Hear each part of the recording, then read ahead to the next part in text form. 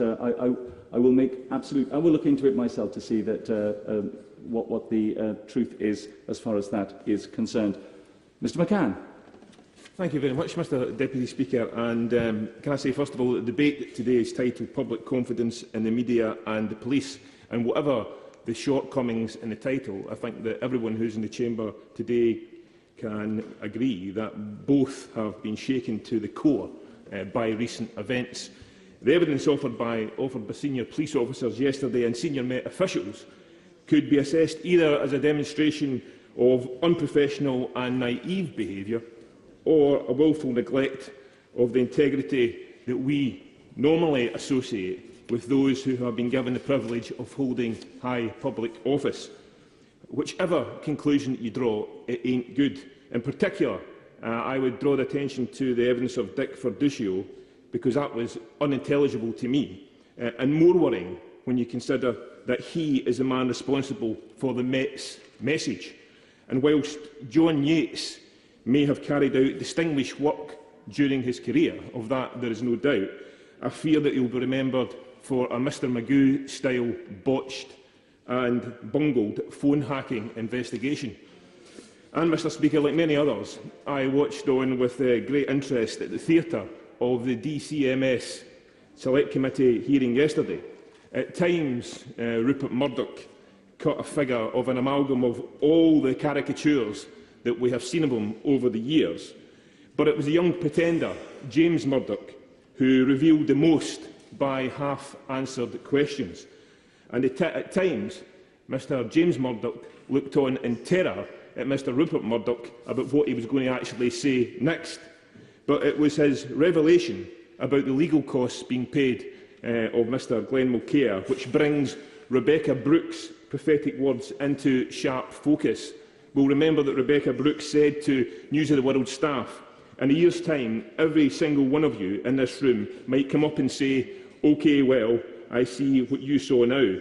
And James Murdoch's disclosure that Mulcair's legal fees were paid will, I believe, unlock Rebecca Brooks's prediction.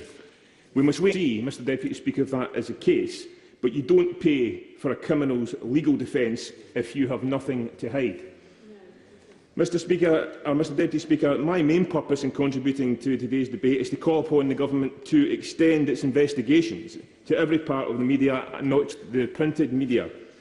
Yes, there is no doubt that the behaviour of News International was indefensible and beyond the pale, but if anyone believes that it stops there, they display an Olympian detachment from reality. The behaviour of the printed news media at various times in this country, with few exceptions, has been quite appalling, and it's not until you enter the political arena that you see the worst of it. That behaviour has been sanctioned by a Press Complaints Commission, paid for by the newspapers, and I'm minded of Luke 4, Chapter 23, Physician, heal thyself. And in terms of self-regulation, Mr Deputy Speaker, that has to end. And Mr Deputy Speaker, you were in the chair the evening of my adjournment debate on the 27th of April, where I brought the House's attention to the deficiencies in self-regulation of the press.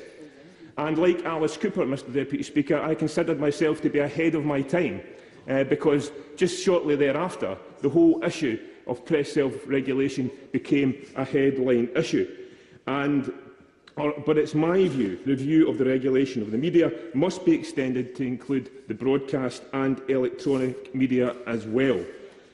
When debates on statutory control and self-regulation took place in the 1940s, and the 1950s and the 1960s, the printed news media was the public's primary source of information.